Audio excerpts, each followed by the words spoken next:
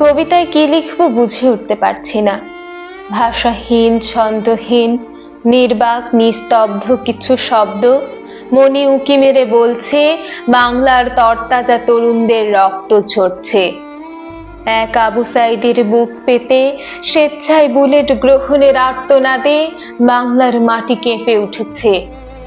পানি দিয়ে অন্যের জীবন বাঁচাতে মুগ্ধ বিসর্জন দিল নিজের প্রাণ। আকাশে বাতাসে আরো কত তরুণের হাহাকার ভেসে ভেসে ন্যায় নীতি আর সম অধিকারের কথা বলছে। কিন্তু নির্বিকার ভূমিকায়, প্রশাসনের নীরবতায় আশাহত জলজ্যান্ত মেধাবীদের লাশের পাহাড় তৈরি হচ্ছে।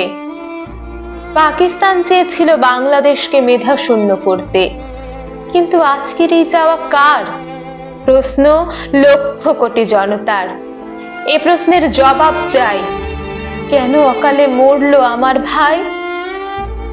অমূলক দাবি ছিল না তো এটা? মেধা থাকতে কিসের কোটা?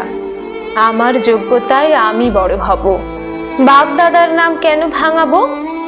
আমরা বাঙালি বীরের জাতি, রক্ত দিয়ে প্রতিষ্ঠা করি ন্যায় নীতি।